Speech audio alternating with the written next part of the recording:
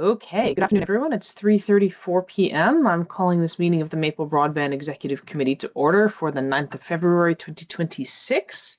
So the first item on the agenda is to approve the agenda. I'll entertain a motion to approve the agenda as distributed. So moved. Okay, second from Nancy. Second. Would anyone like Second. to make any changes to the agenda? Okay, hearing none. All in favor of approving the agenda, raise your hand or say aye. Okay, you have an agenda. Next up, approval of the minutes from January 26th. I'll entertain a motion to approve. So moved. Second. Second, okay. Any changes? All right, all in favor, raise your hand or say aye. Okay, great. Minutes are approved. Public comments. Would anyone like to make a public comment at this time? Okay. Chair reports. You're muted, Steve. This will be brief. Actually, it's kind of a Shannon item. I looked at the ACRPC agenda for the meeting that's coming up on Wednesday this week, and they have a call for volunteers for nominating committee. And so Ellie scrambled to get that added into the governing board agenda. And I got to thinking, there's a couple of the things that the timing for this is the first thing that we need to do, but there's a couple of the things that we talked about that we wanted to incorporate in the bylaws. And we still have time because I think the idea was to get that all accomplished, I think in May, which is when our annual report is. So there remains no urgency to do it, but there were two items. One was the personnel policy. I think, did I hear, Ellie, that that's on your desk right now? Yeah, that's waiting for some feedback from me. Then I'm just trying to finish with the audit items before I get to that, but I should be pretty much done with that tomorrow. So I expect to get that off my plate this week. Right. Yeah, and we have plenty of time. It's not a big deal. And Yep. The other one was the conflict of interest. And I think that's super simple. And I think when the time comes, we'll be asking for Shannon to do some wordsmithing in the bylaws so that the executive committee can take a look at it and comment and then move it forward in a timely fashion. But remains no urgency. The only urgency, I think, was the one that we're going to do on tomorrow, which is the volunteers for the nominating committee. That's my chair report. Great. Thank you, Steve. Okay, so executive director report. So what I'm working on right now is probably no surprise to anyone, but is trying to wrap up items for the audit. So I had a meeting with Lynn last week on that, and I'm mostly done. There's a couple of small items that I need to hear back from WCVT, and per our agreements, I'm going to pass everything over to Darlene when I'm all done with it, rather than passing her some of it and then some more of it. WCVT has been very responsive to my requests, and it's to be expected that there's a couple of small items that we just need to make sure that we both understand fully as part of that process. The other couple of things that's going on I have later on the agenda is an affordability update. And so obviously I've put some time into that in the last week and will continue to do. But that's exciting. I'm glad that we've launched them. And then finally, the final thing is BEAD preparation, because I think we are expecting to hear dispensation on BEAD hopefully very soon. And so I want to make sure that when that does come through, we are ready. So I told Steve earlier today, I'm going to work on drafting a press release, and I'm going to draft a quote from him and circulate that to WCVT, have a quote from them as well, because we are expecting this to be approved, and there's no reason to wait until it is approved and then scramble around and have a press release 3 days later. So I want to do that in advance. So I'm working on that now. Other than that, I don't think I have anything which is not going to be covered later on the agenda. I mean, most of those things are anyway, but just to give the highlights of my focus areas. Comments, questions? Okay. All right, so moving on then to section 6. The first item is governing board attendance. We had discussed this last time, and it's on the agenda for tomorrow at the governing board. But as per our agreement, we want to discuss it here in executive committee to be prepared for tomorrow's governing board discussion. So over to you guys.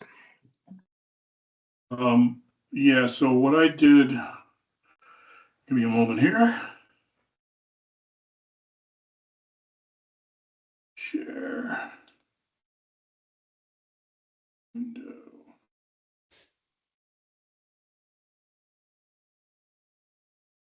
So this was at the suggestion, Adam Lugi's suggestion, that kind of go back and take a look at what the attendance looked like last year.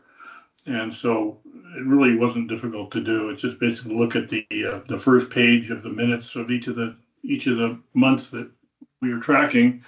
And I think the only thing that caught my eye, I think, first of all, I think there's a shared concern about attendance. And if you look down here, we've got, back in February, we didn't have quorum. And I know it was kind of alarming. We didn't have quorum in November when we were having our hearing.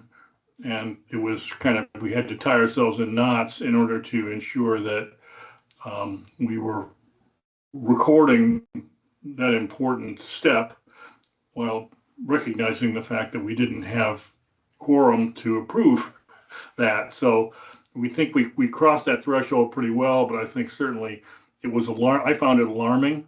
And so I think the hope here would be that we would find some step or steps that we could take to improve attendance. And the only other comment I offer is I did go through and highlighted those towns that do have alternates. So, for example, with the one thing, if you look at, we'll pick on Mike Sheets. Mike missed some meetings, but if there had been notification between him and his alternate, then we might have been able to, get that better covered. And the same kind of thing through here. Some of these things don't matter a lot. Ferrisburg, I'm going to attend every meeting, within reason, as is Ellie. So those are fine. And we also know, Ellie and I have been watching, we're so pleased with Zapata.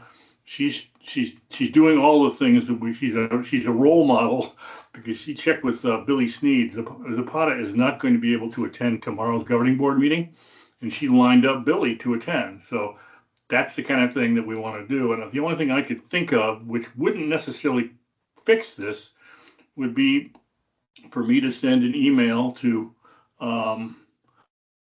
Justin and we think Cy's the alternate there as an example. Send an email to Justin and Cy and include in that email Justin and Cy's contact information, and just to remind them that your attendance is important.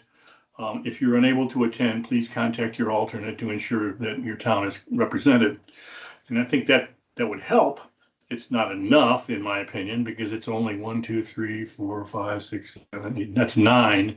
So there's a lot more there that we need to figure out. And really, I just kind of want to open the floor to any other suggestions on how we might remedy this.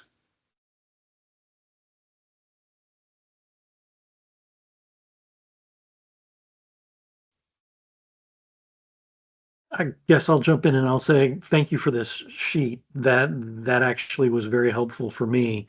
In terms of Virgins, it would be great if we did have an alternate.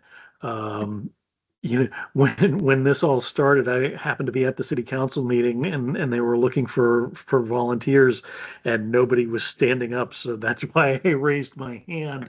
At one point, I thought I had an alternate, but I ended up not. But I'll talk to Ron, the city manager, and see about see if the city council will search for an alternate. I'm usually always here. I was looking, and I'm like, October, what was going on? It's like, oh, I was in Washington, D.C. So I'm here when I can be, but having an alternate would be good. Well, it strikes me in looking at this list that it's the towns that have alternates are not the problem towns in general, Yeah. right? I mean, like to your point, I mean, some of us are showing up pretty reliably, right? It's more the towns that either there is no alternate or they don't have anyone appointed at all. But if you look at like Lincoln and Orwell, for example, they both have only delegates and 0 attendances all year. And Does Lincoln really not have an alternate? Can you show the alternate other tab, Steve? Yeah.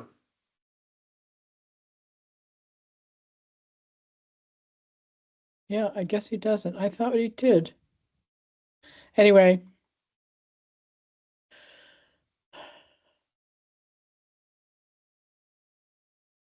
So Lincoln does have an alternate. I thought so Kenneth too. Stockman. I'm looking at my online spreadsheet. I'm not Okay, sure. I thought so too. I lifted that off of your online spreadsheet. Go back to it.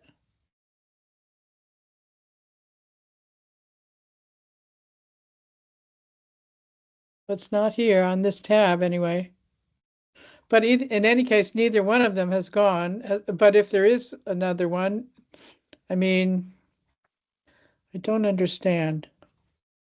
To play into Shannon's comment about, you know, his interest in getting an alternate lined up. Something else that we could do in cooperation with the governing board is say to them, we're going to send an email to you and ask you to kind of carry that forward to your select board and have them kind of push to identify an alternate. And in some way, like give in this case, give Shannon a tool that he can use to carry forward, which might kind of facilitate things. Steve, I'm going to send you again the link to this because maybe you had one from an older year because this is 2025 and you also had Middlebury only had a delegate, but Middlebury also has an alternate. Yeah, I see for 2025 that Ken Stockman is the alternate. Yeah. For Lincoln. And Anyway. what that'll also do is, in addition to giving a tool for an alternate, it also maybe gives a tool to say, hey, your town hasn't been attending regularly, and participation is probably the most important piece, and that can be used to kind of leverage as much as possible.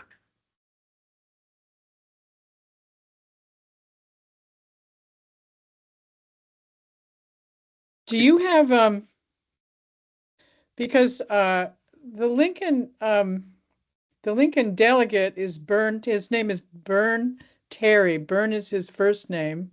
Mm-hmm. And you've got his email as bernterryvt@gmail.com. I guess so. Let me open that thing up again.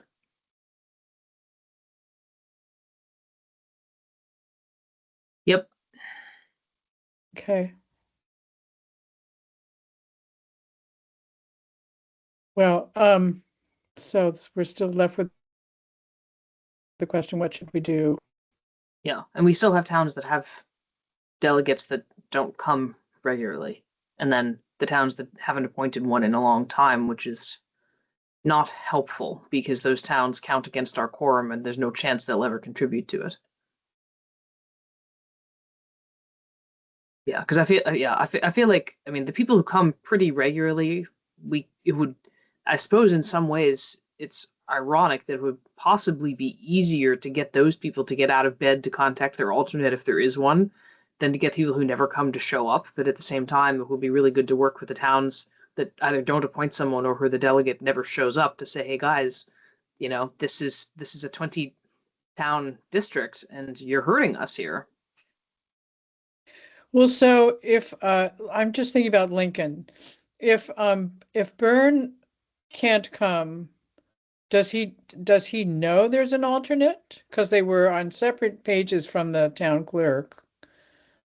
Does he know there's an alternate? And I mean, do we email both delegates and alternates when we announce a meeting? I email the board pack to all the delegates and alternates. Even the introduction, it says delegates and alternates, but they're in BCC because from a few years ago, people were emailing each other about Starlink and whatnot. But it is a good point, Nancy, that maybe as part of our annual work when we get from the towns who's the delegate and who's the alternate, that we actually put them in touch with each other, because it's a decent point that the delegate may not even know who their alternate or alternates are. I think in some cases they do, but in some cases they don't. And to add to that, I think just informing them of that is insufficient. They also need to have the contact information for their core, their partner, so that they can send emails back and forth when they have attendance challenges. Yep. So, again, that was one of my offers. I can cook up some emails that have an alternate, which might help. And that email would say, thanks. Want to make sure remind you that there's two of you, and it's important that you attend. And here's the contact information. Please be sure to have your town representatives, something to that effect. And then I'm happy to take that on if it's okay with everyone. And I think the only other thing that we need to figure out is what do we want to do about tomorrow. Ellie put it on the agenda for the governing board meeting with good reason. It's something of concern to us. So if there's a message, what message do we want to communicate to, or who do we want to communicate the message, and how do we want that communicated? I'd love to throw Ellie under the bus on that one if she's willing to take it on. Can you say something, Shannon? I was just going to say, we just want to convey that because there are rules about quorum and thus participation, or at least attendance, is important, that we want to do everything that we can in alerting people that are there. Hey, great job. Thank you for being here. Continue to be here. Find an alternate if you don't have one. Talk to your select board if you don't have one. We'll talk to your select board if you're in a town that people aren't showing up. And then the other leg that we were talking about before is your representative doesn't necessarily have to be from your community. So I mean, like Canton's sitting right over there, and never show up because they don't have anybody who's representing them. If Kyle and the select board wanted somebody like me to be there for them, I'm happy to, but only if they want it. But just kind of explaining those different layers and levels. And I think the communication at this point is just more informative, that, hey, this is an important issue that impacts our day-to-day operations and getting things done that we need to get done. Here are the different steps that we need to take to try to close that hole. Yeah. I mean, it strikes me that there's two different sets of actions, right? And to Shannon's point, the people who are showing up, we want to say thank you for showing up, and we are going to introduce you to your alternate if there is one. And because a lot of people are pretty good about saying, I can't make it, but what's not happening is they're not taking it to the next step of saying, and I've arranged for my alternate to come if there is one. And so I think we can just level set on that.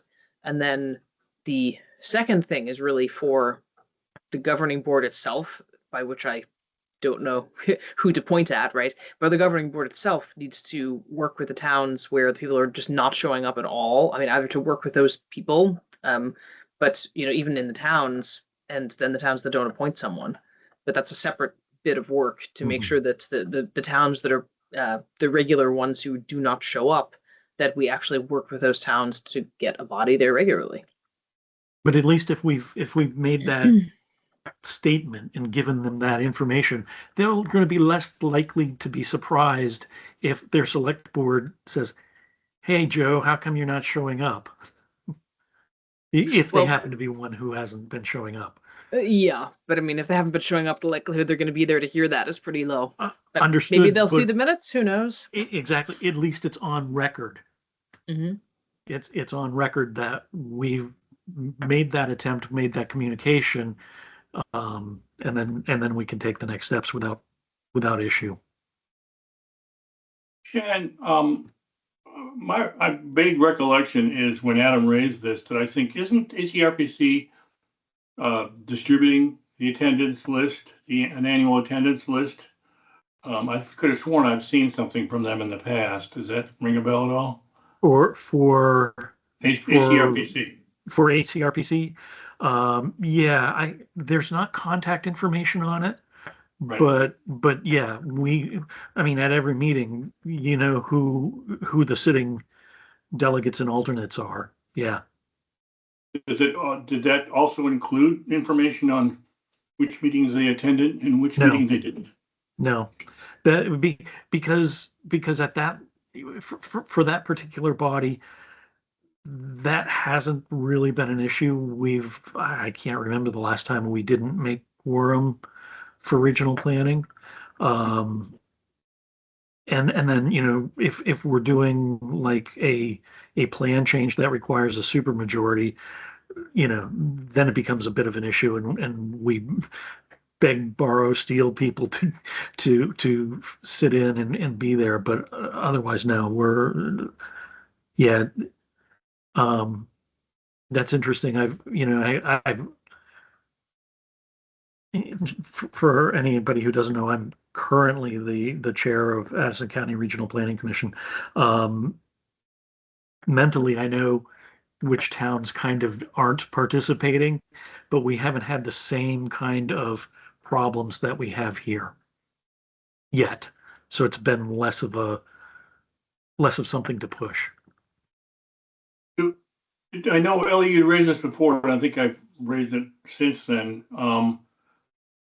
What do you think of at tomorrow's meeting? Say Shannon Haggett is willing to be a superdelegate. If you're unable to attend a given meeting, reach out to Shannon. Here's his contact information, and he can represent your town if you're unable to. You know, the delegate or alternate is unable to.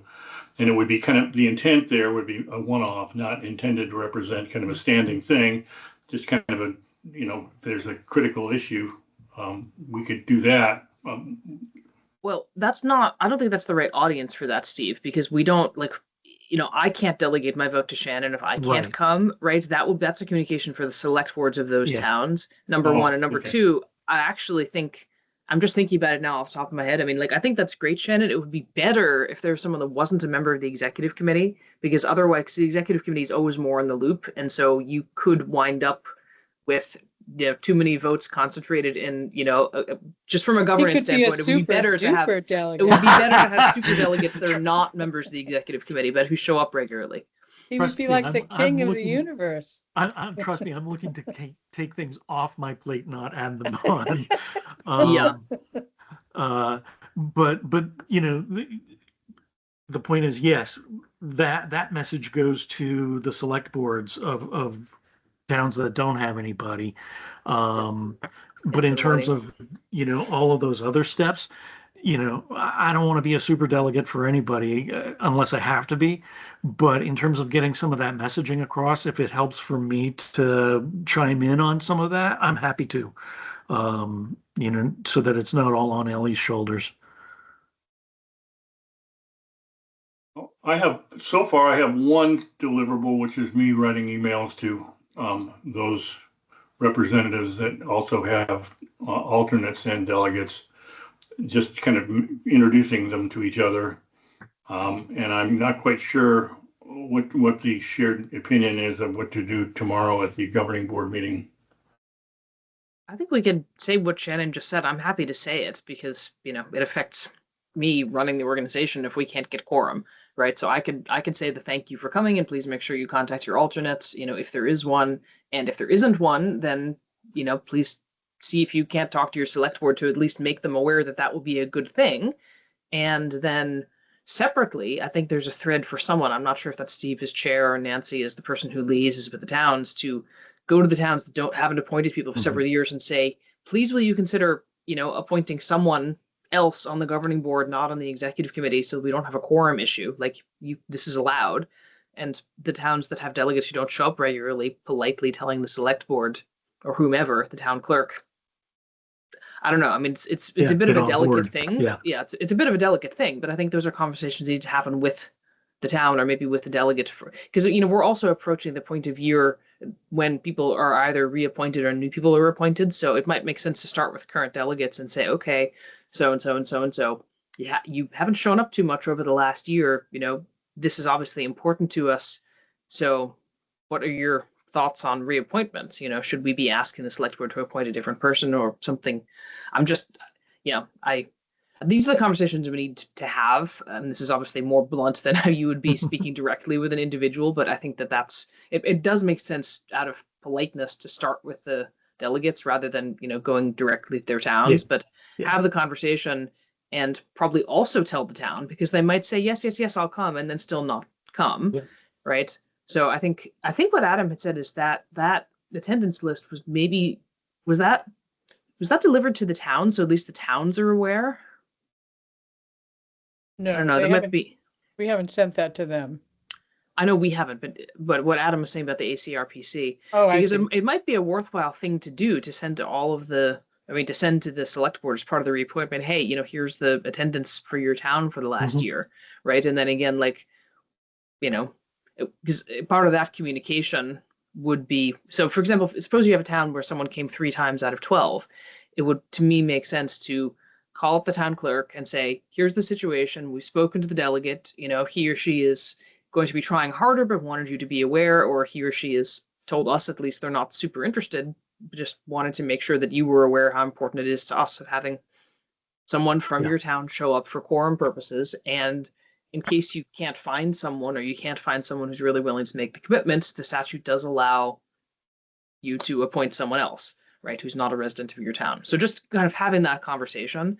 And then I think, to your point also, Shannon, if we're still having this problem with a particular town, because I think what the problem is if we contact them once a year and they appoint someone and then we never follow up, it's, I think basically opening the dialogue to say, your town has not been attending at the level that will be helpful for the district. We are going to be working with you over the course of the next, we want to work with you to improve this. And if it doesn't improve, we're going to keep talking. Just politely. Yep. No, I think that's a good approach. So the question is, who's going to do that?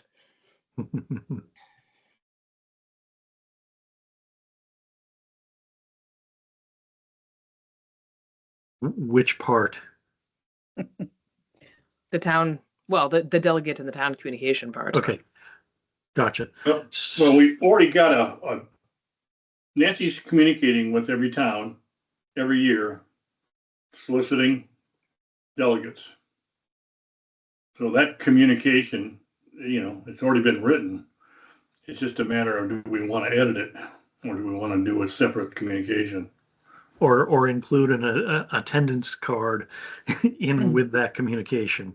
That seems more heavy-handed than I'd like to, but well, that was why the suggestion that because I think it's actually a conversation, right? If you pass someone like, an attendance card along with your request, that's a little bit passive aggressive. We want to be working with them to solve the problem, not saying your town is a problem child, right? Because these towns they're so small and overworked. We're all familiar with the situation.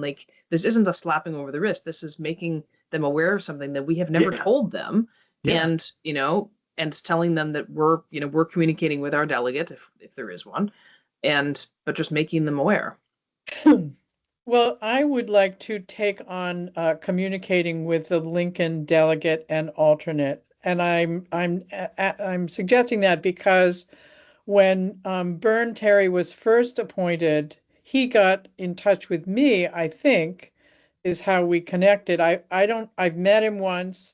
He's married to the dean of the College of Education at UVM, and that's kind of how I had a connection with him. And I should have, and now I will email Byrne and also the alternate and say, we're so happy you're our delegate and alternate, but you haven't been able to come to meetings, and we really need you to come. And there are going to be new appointments each year. There are new I'll say something terribly fine and urge them to collaborate in deciding who's going to be attending one meeting or another. And suggest that if they really can't, can they help find people who will be delegates and alternates for Lincoln next year? It's just so odd because when I first got in touch with Byrne, he was first appointed. He started to say he wanted to meet with me to talk about and learn all he could about blah, blah, blah. And I said, great, let me know what would be good for you. And then I didn't hear anything. So that's what happened with that. And I should have followed up. Yeah, but that could be a good template that might be able to be used. You know, some of the key points that you're pulling out there to communicate to him, you know, those may be some things that, oh, these are common threads. Let's, you know, we can then make a communication that could go out to everybody. And it's not so much, you know, yeah, I said an attendance card. Maybe it's more of a conversational kind of thing. You know, your town's vote is important. You've only been able to be there 3 times out of the 12. We're not hearing your voice. Help us, help us help you.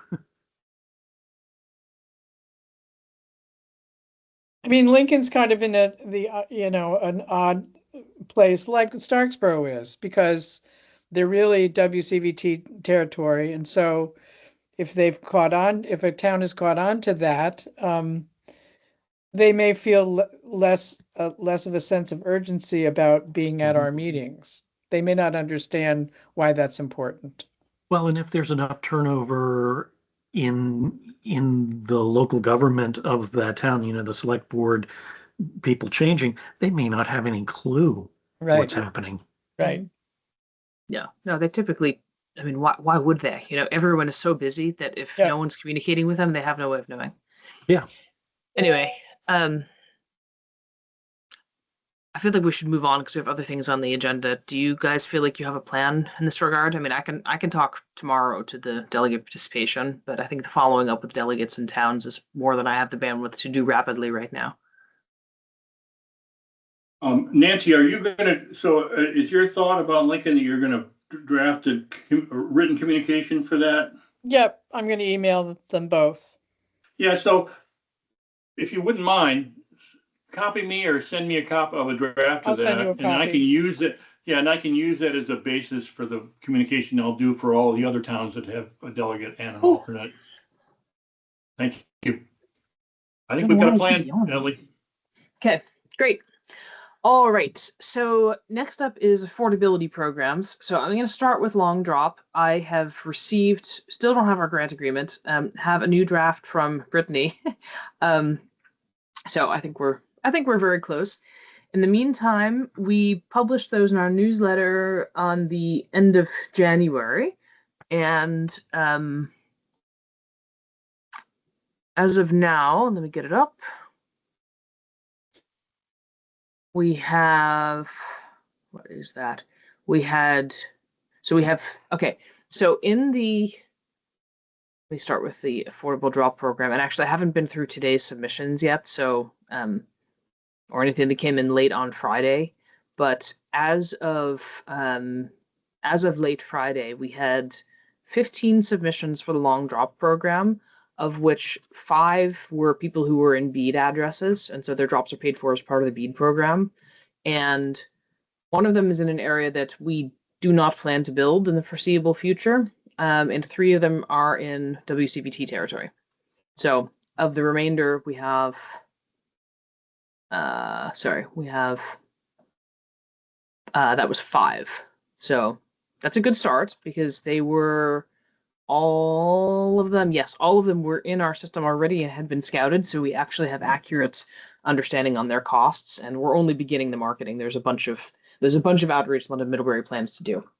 So that is, and then the other thing is that's people, because remember we said, if there's the affordable drop program and then there's the LEAF program, and if you think you qualify for LEAF, then don't bother to apply both places, because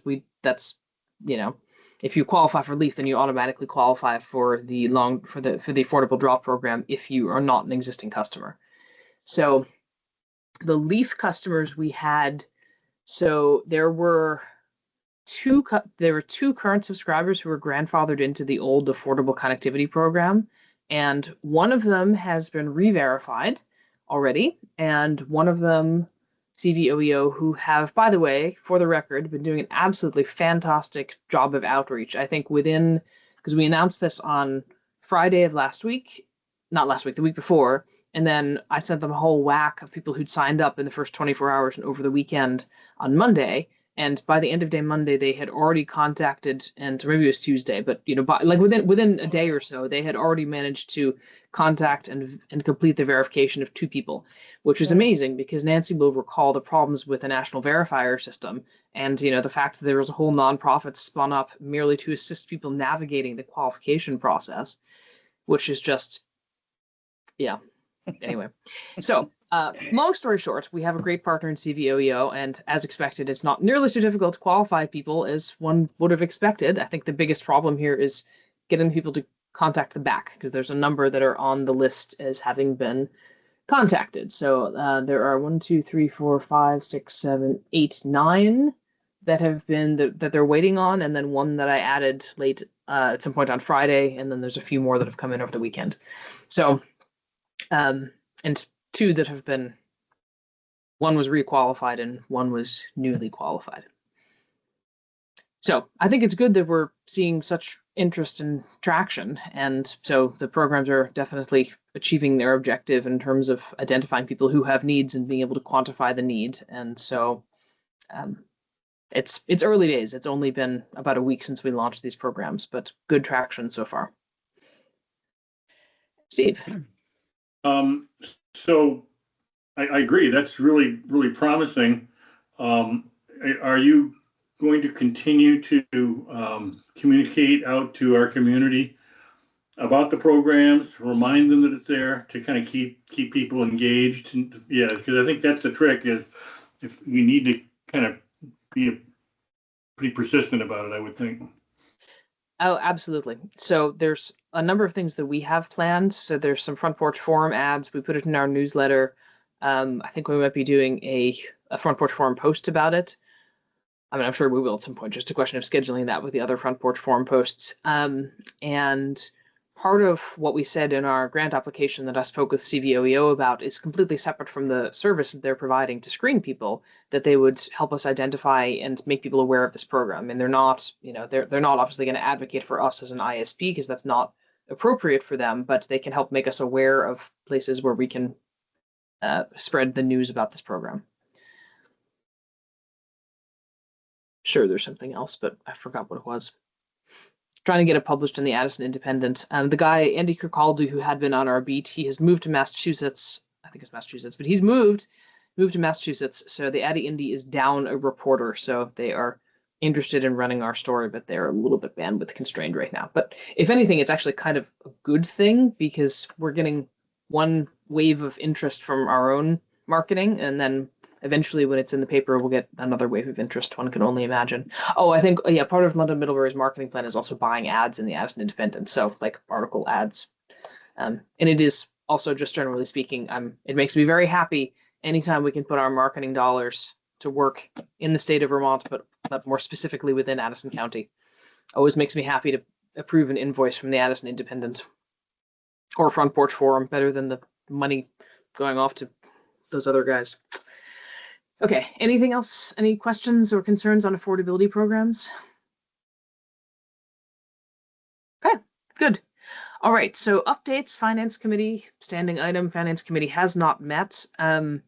We need to think about how to use them when it comes to the audit, but I think, between me and Darlene, we want to get everything straight before we involve committee members. So they will not meet again until we need them to meet on something. The 2025 audit, I gave a bit of an update earlier, and I could talk a little bit more about that, and then Lynn can give an update as to where, from her side. But the majority of the work the past couple of years for me personally has been the asset capitalization, and I'm pleased to report I'm done with everything on the list, with the exception of the drops from WCVT and a couple of miscellaneous WCVT charges. So all the other invoices from everyone else I've gone through and I've categorized. And so it's just, as mentioned earlier, going back and forth with WCVT to make sure that all the I's are dotted and the T's crossed in relation to that work. And then I think the other thing, just to repeat, is that Lynn and I are both definitely of the opinion that we really want to take the time to review carefully the general ledger and everything in it before passing off to our auditor. Anything you want to add, Lynn? I don't think so. I mean, I think both of us, or along with Darlene, that we all check that final trial balance, because that's what Bonnie bases all of her audit work on, and that we all look at that and make sure there isn't anything funky or Funky. something that That's not a surprises financial one term. of us. Yeah, anything unexpected. Anything unexpected, right? And that we're all comfortable sort of passing that off. And as Ellie mentioned earlier, all of the work that Darlene will do to finalize the final trial balance, Ellie will send that sort of all together so that Darlene isn't getting stuff piecemeal and having that potential of missing something. Yep, exactly. So anyway, the deadline that we've imposed for ourselves, self-imposed, is mid-February, right? Or actually, no. Well, we told Bonnie, who's our auditor, that we'd begin working with her the first week of March. And so we want to get everything to Darlene this week so that we have 2 solid weeks for her to be doing her thing and for us to be having a look at it and some back and forth. And I mean, I actually have almost nothing on my schedule tomorrow, so I plan to finish everything tomorrow that doesn't require feedback from WCBT. And for all I know, I have things in my email today. I've been in meetings the last couple hours. So I think we're feeling pretty good about that one. And Absolutely. the other thing, this isn't really related to the audit, but I guess it's related to finance, is that we are in 2026. And so obviously we're going to be closing out all of our ARPA grants. And so part of what I also want to be doing and looking at the year-end balances, the trial balance and the balance sheet, is the profit and loss by class, which shows what we have in QuickBooks as our expense and our revenue expense tracking, but more to the point, the expense tracking by grant, because last I looked, the ledgers in QuickBooks were very close, and that's fine, but I want to make sure that they stay very close. And if it's just, as I'm looking in there, to be able to identify any small deviations between the two, because that's one of the things that we're going to want to make sure is locked down as we look to wrap up, for example, pre-construction, and just make sure that our QuickBooks and our grant ledgers are in agreement. Mm-hmm. Okay. Anything on the audit or finance in general? Ellie, is this a good time for me to talk about my suggestion to you that we expand Darlene's role a little? Sure thing. So it occurred to me after a year of being the treasurer and discovering that there was a lot more to this position than I thought there was. It was a little stressful. We got through it. But, there's sort of tax reporting kinds of things that fell to the treasurer.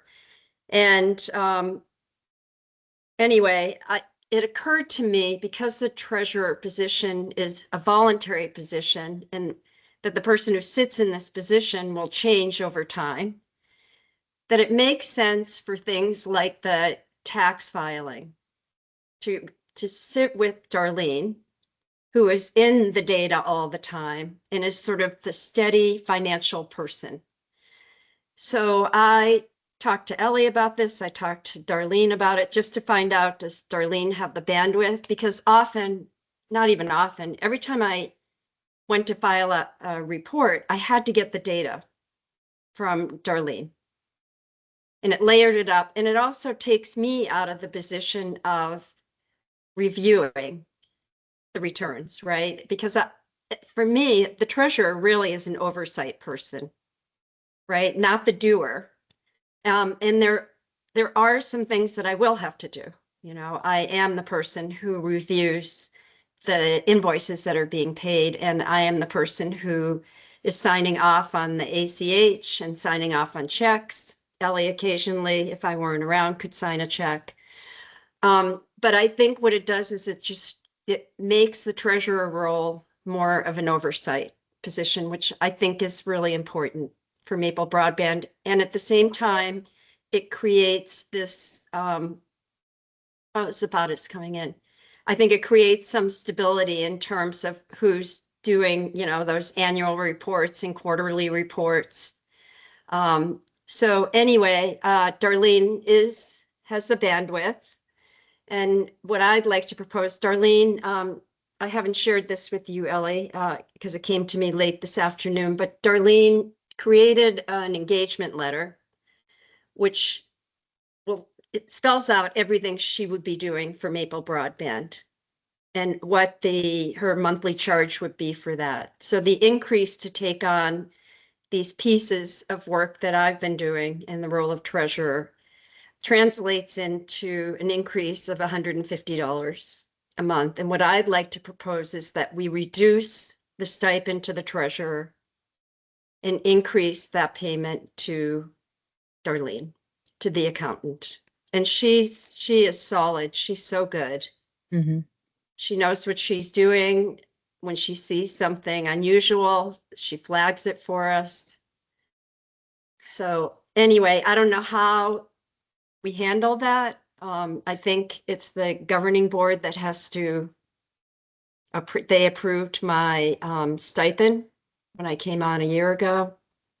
So anyway, any thoughts, questions folks have? Well, I wanted to say, first of all, I enthusiastically support this from Lynn for a whole bunch of reasons. I mean, like many of you guys, I sit on other boards and I understand the importance of having mission critical and accurate tasks be done by people who are not just paid to do it, but that actually have the time in their day to do it, right? Mhm. Because it's like sometimes things happen, right? And so to me, this just makes all of the sense in the world for a whole bunch of reasons, and it's just good governance. And around the stipend, I don't know that we have a stipend policy, but it seemed to me that the easiest thing to do, I mean, we can approve the increase. Hey, Lion, come say hi. We can increase the change in Darlene's retainer. I mean, that falls within my discretionary purchase authority, the annual. I mean, Mhm. actually, yeah, no, it's just above. Actually, I'm gonna need Lynn to sign off on that. But between the two of us, we have the ability to sign off on that. So it's more just the adjustments to Lynn's stipend, which I think it makes sense to bring to the governing board for their awareness. Then they can they can have a vote on it just to formalize it. But I think that that's very kind of you, Lynn, to to relinquish a portion of the stipend, and I think it makes Maple Broadband whole from a budgetary perspective. So I absolutely love this proposal. Thank you for thinking of it and driving it and getting us to this point. Yeah, I saw an agenda item on the governing board meeting about the stipend. Didn't know what that was. And so it's just reduction in stipend. Okay. Yeah. And to really kind of reflect the, shifting the roles and responsibilities of the treasurer. Yep. Yep. I think it sounds great. Is there any support needed from the executive committee, or are we just going to cover this with tomorrow with the governing board? I think the latter. I think we just tell the governing board Lynn wants to propose a reduction in her stipend for the following reason. Mm-hmm. Is it essentially taking money out of her pocket and putting it in Lynn? Okay, good, perfect. Yeah. I mean, the stipend now is 1,000, and we would reduce it. I mean, we could reduce it to 750. Yeah. That would, I don't know. I think that would be fine, or we could do 850 and then that difference is gone to Darlene. I don't know. Does anybody have feelings about that? I've heard nothing but praise about Darlene, and I think we've already, with some of the work she did before, I know we gave her some flowers and we gave her a big bonus a while ago. I think in recognition of the good work she's done, I think that there's, I'm fully in support of recognizing her efforts any way we can to make sure that we value her. So I'm okay with adjusting it as long as Lynn, anything that we're taking out of your pocket is okay with you. Yeah. I mean, I just think in the future, it will make this position as the treasurer more attractive to other people who might step into the role. And by the way, I'm also going to sort of make a list of the things that I do on an ongoing basis and a quarterly basis and that kind of thing. So anyway, I guess we could just reduce, just so it's clean, just reduce the stipend by $150, right? Yeah. I Okay, think that makes sense. Yep. okay. Yeah. Great. Thank you. All right. Thank you, Lynn. Okay, so I'm going to move on then to bead and detailed design. So, bead remains in the same situation it's been in. So we eagerly await Steve. I don't know if you saw and whether it has any meaning. There is a special BCBB meeting on Thursday. Does that ring a bell with you? I don't know that that would be about bead. Yeah, I wonder, I missed bits and pieces of the VCBB meeting today, so I don't know if the topic came up, but it does seem, it's an 8 a.m. to 9 a.m. on Thursday. It's just 3 days out. I just thought it had me have some correlation to beat, but who knows? Maybe. Don't know. If it does, I don't know. Anyway, that having been said, as I said above, we're starting to work on the press release so that will be ready to go the minute that well, not the minute, but whenever VCU puts out its press release, we can come right after. And there are some activities going on within Vacuda to better understand the permitting and what that process looks like, so that we can be parallel tracking that as soon as we get the go ahead, or even earlier. And I think the final thing to talk about is Steve and I have been continuing our meetings with JSI, and they are progressing on the detailed design. And as a matter of fact, I didn't look at the updated Gantt chart they sent out Friday night, but they did relate to us on the call Thursday morning that they were actually ahead of where they thought they were in terms of all of the drops that they'd been scouting. So they were a little bit ahead of schedule.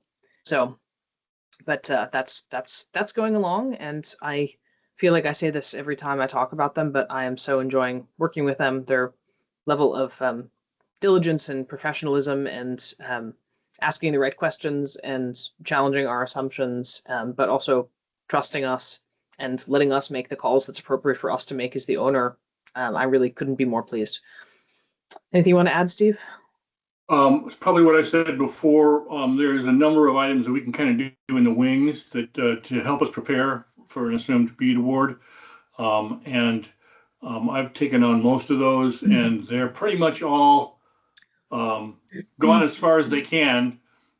It's been lots of labor to get things organized. Like, for example, we have Calyx hardware that we're going to need to install. We need to specify cabinets that the Calyx gear goes into. So there's lots of items like that that are pretty much done. So we know what we're going to do, what we're going to use, the hardware we're going to use. We've got all those details. We've got quotes. The only thing we'd have to do for a lot of this stuff is an RFP. So a lot of the boxes that we're going to put out, the active and passive boxes, cabinets, those are going to have to go out to bid. But we will be in a position, assuming bead comes, whenever bead comes, hypothetically, we could move pretty fast to put out an RFP. I think the constraint on that, as Ellie would be quick to point out, is that we really can't do it right away as we're awarded bead. There's all kinds of gating that happens that has to be accomplished before we can spend a nickel. So from my perspective, I'm probably going to be, bugging Ellie all the time. Can we buy this yet? Can we order this yet? But it's really up to a lot of intervening steps, including NEPA permitting and stuff like that. So, but if we get the big piece done, we get the bead done, then I think the rest of the stuff, I'm hoping, will be the least of our worries.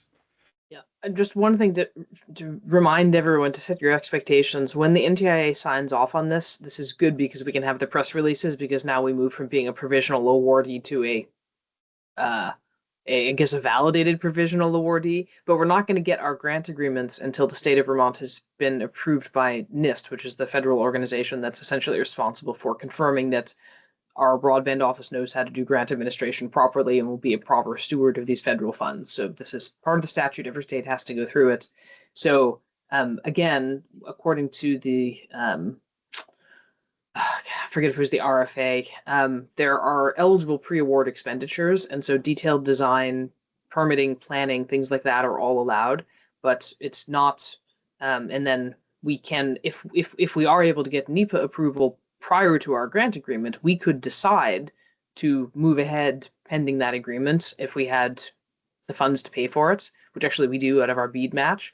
But I tend to operate a little bit conservatively, and just depending on how things are going, we will assess that situation. But hopefully the NIST sign off will come and we'll get our grant agreement before we have to worry about doing field construction, right? I mean, buying materials, sure. I mean, even there's a risk if something falls through and the order's non-cancelable, but to me, that's a lower risk than if you start to go and spend thousands of dollars on make ready and then the thing falls through and now you have paid for something that you can't use.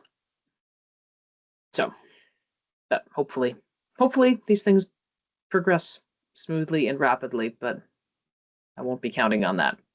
I'll be assuming the worst and ready for a better scenario.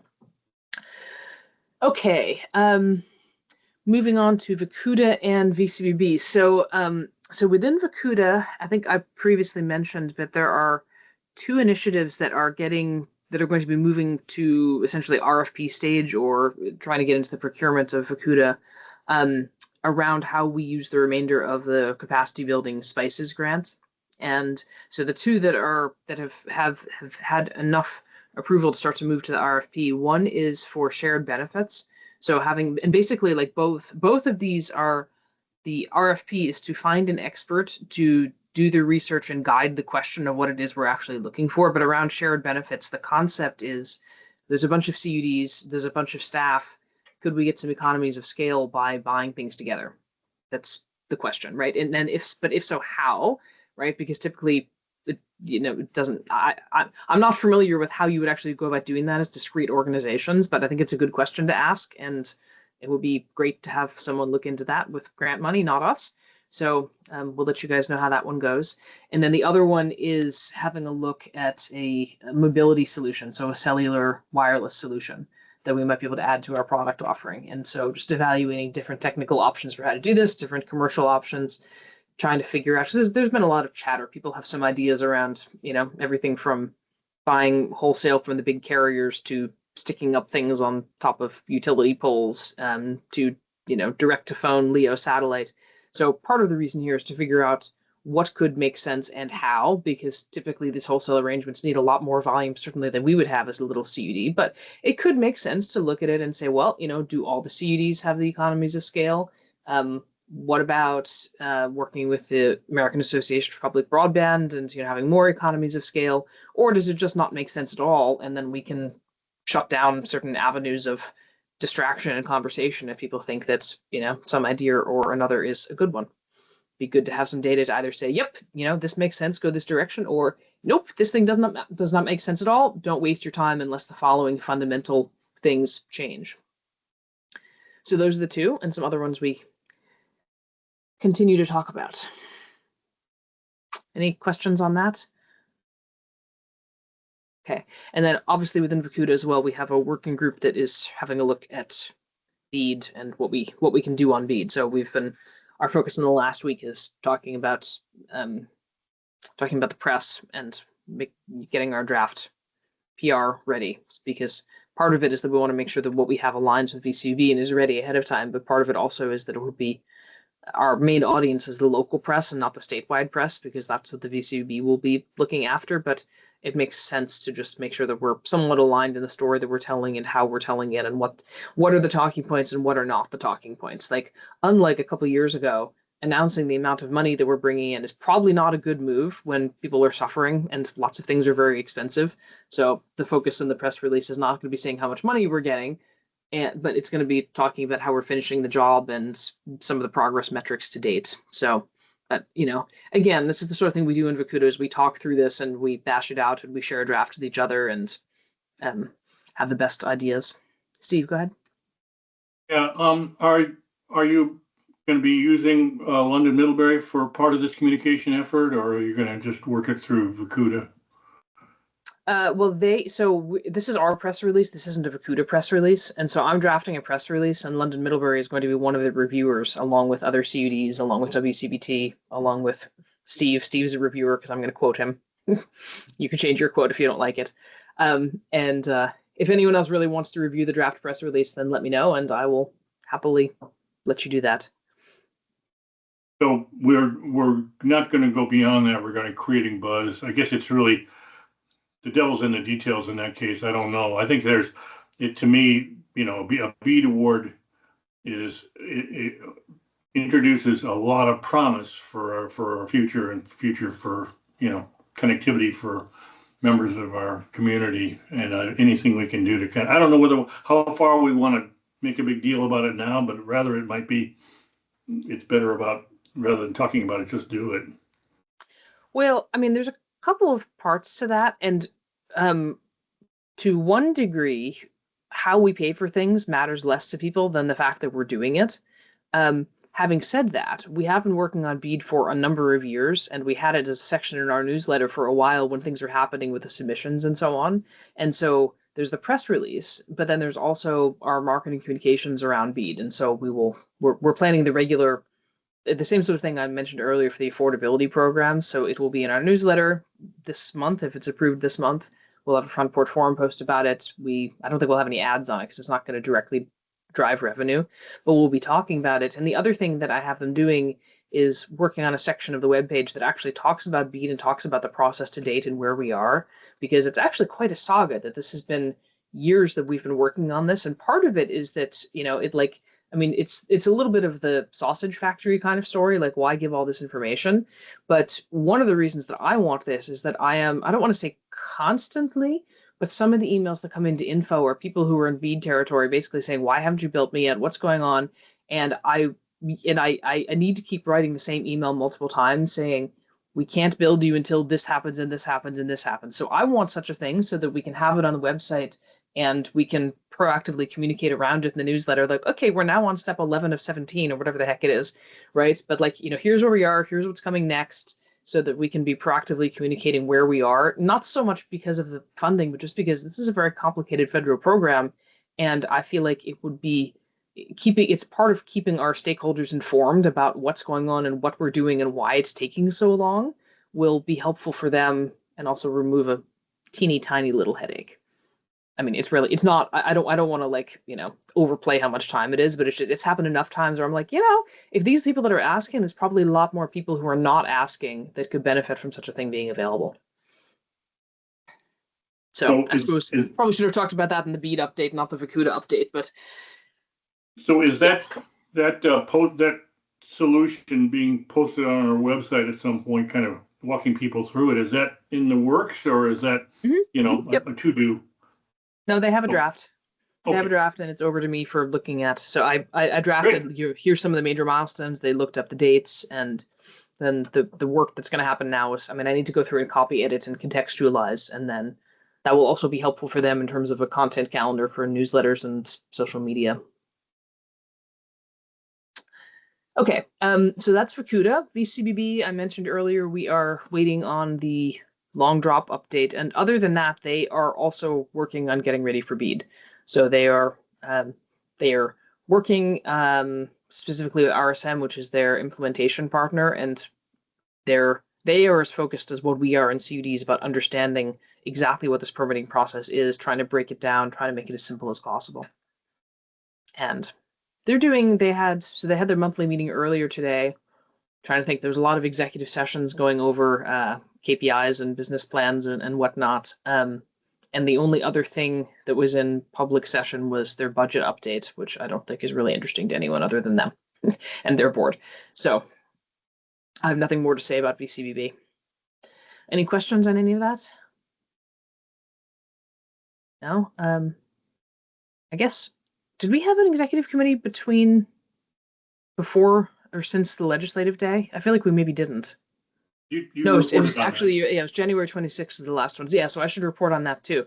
So this is another Vacuda update that we went to the legislature for our annual day when we go and show up in the State House in force, and then we speak at our committees of jurisdiction and give testimony as to what has happened. So that was the House Energy and Digital Infrastructure and Senate Finance. And both of those, the message was quite consistent, which is just essentially thanking them for their strategy and their support and the funding and showing the results of what that funding has done, which is, I showed you guys the maps the last time, but it is really dramatic. And so I think the thing to say is that the legislature was pleased because I think this is a tough year for them. And so it's nice to be going in there and not having a problem, not asking for money, and essentially thanking them and saying, hey, you know what, this actually really worked, guys, thank you. But what I found interesting about that is that the Senate Finance, and actually there's going to be a Front Porch Forum post from me today just talking about the legislative day and sharing the Vacuda maps. And I didn't put this in the post, but what I thought was interesting is that Senate Finance in particular, that is a committee of interest because a lot of the individuals in that committee have been on the committee since before I've been involved in Maple Broadband. So they have a quite long institutional memory of what was intended by the legislation. And they were actually going straight to the question of affordability. So I thought that was really interesting and kind of encouraging. And again, not that, but it gave me a good opening to say, well, guess what? We have launched today in our district. And part of the point of this is to gather information about what the need actually looks like. But then also once we've done that, and we have some track record and some numbers to back it up, I think there's an interesting political point to be made, which is that if a teeny tiny little district the size of ours, 650 customers, can self-fund this, why can't the bigger companies, or why won't they? Just, again, my own 2 cents. But, particularly in, lower income areas or areas where there's an effective monopoly, I think it's worth saying.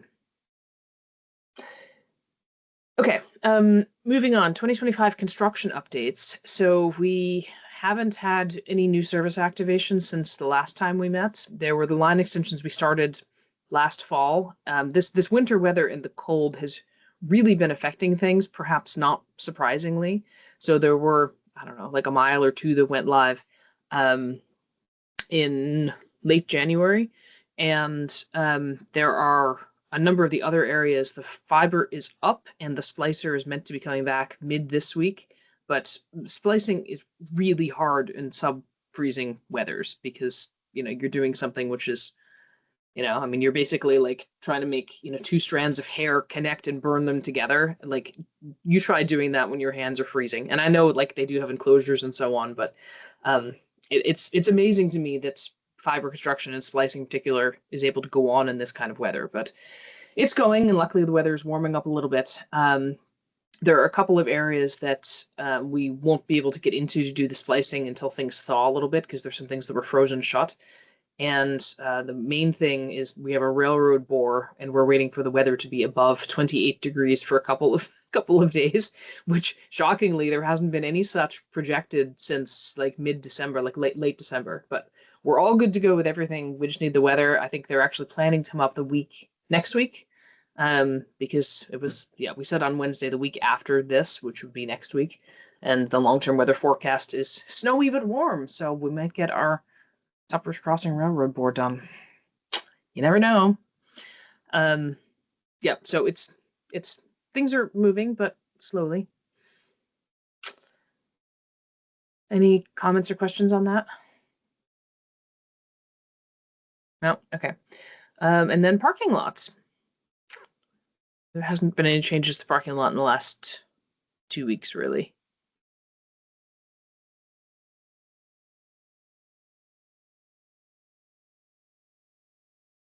Okay. If there is nothing on the parking lot, then we can move to other. Does anyone have any other business? Nope. Okay, well, our next meeting is in 2 weeks' time, which is February 23rd. And I will see many of you guys at the governing board tomorrow. So Ellie, just a quick question. Yep. I don't know why I was on at 3:30, but I think you're either sending out a new Teams invite as opposed to using a recurring one. So at the end of last year, I deleted the old one and set up a new one because when I had to access the recordings, it was getting to the point where it was running off the screen because according to Microsoft, it's the same meeting that happens over and over again. And so to access the recordings, it got to the point where literally at the end of the year, it got to the point where I wasn't going to be able to have to access any more recordings unless I started a new cycle. So I did send out a new invite, and it's the one which is, it should be the one which is in the actual invite, but I will I would, if you have multiple things in your calendar, just delete everything. I can resend the invites, but the link I don't- changed yeah, I between don't- December and now. I don't So have that's- any. I don't have It's any on- invites, and all I saw that came through was 2 cancellations, and I was like, I don't know what's going on. Just So then use I what's hopped at the on, top and of the, nobody showed up, and I was like, oh well, she must have canceled this for a reason. It shows that you're on there. I could forward it to you again. Please. I don't know. I'll blame Microsoft. Oh well, you know what? I also just got a new computer, so there's been interesting things that I'm learning as Okay. I but coming I online. think it's true that it always works to use the link that's at the top of the agenda. Is that the case? It should, and if it doesn't, please let me know because that's how the public would get in. But Yeah. I changed that at the beginning of the year, and I haven't changed it since because it's the same link. Yeah, okay. I don't know. So I am going to update all of my meetings with this link then. So has the governing board one also changed that maybe I should be doing something with? Sorry.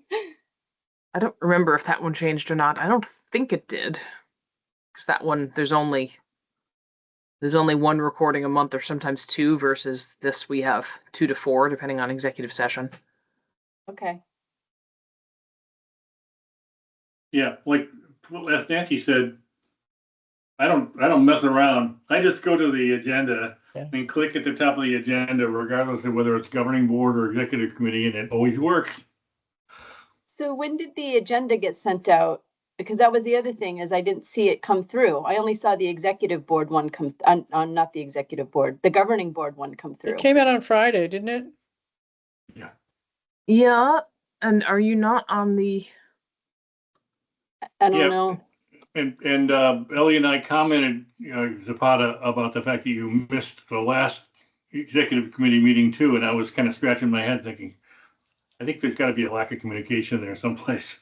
Yeah, you're in. So your Yahoo email is receiving the agenda. It's on the agendas distribution list. Okay, is the I'm one that gonna I have mailed. you just send it to my work email because I think that's what's going on, is that my Yahoo is now deciding that everything is trash and spam. And I don't know why. And it's not consistent because like your governing board one came through, but the executive board one did not. And yours just came in right now, but your Fridays one are in junk mail. Okay. I don't know what So to say.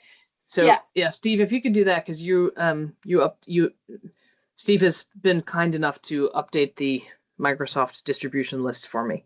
Thank you. I'm sorry that it's doing what it's doing. So Steve usually, should use which one should Steve use? My work one, assuming that Okay. I'll continue to be employed. Which I'm not planning on going anywhere anytime soon, so Good, that's a good. good one to keep. Yes, that's good news. Yeah, well, okay, that clears up all of that then. Sorry, I'm usually pretty good about showing up when I'm supposed to. Yeah, You definitely Zapata, are. We appreciate it. Yeah, the other thing, Zapata, I think you and I have each other's text message numbers. Anytime, just text me. Feel free if you're thinking, for that matter, you know what? Next time we have a meeting and you're not there, I'll text you. I'll say, Yeah. where the hell are you? Yeah, that'd be great. That'll work. Yeah. Although tomorrow, and I did email you too, I will not be at the governing board tomorrow, but Billy, the alternate, will be there in my place. It'll be great to see Billy. Yeah. Zapata, you're our role model. I had mentioned it earlier while you were on the call. Is why can't everybody be more like Zapata? Mm-hmm. Well, if it's not on my calendar, then it doesn't exist. So unfortunately, like everything is scheduled. Yep, I know the feeling. Yeah. Anyway, well, thank you. All right. Well, thank you guys. So if there's no other business, I think we can adjourn. Thanks, See you everyone. guys. Thanks all.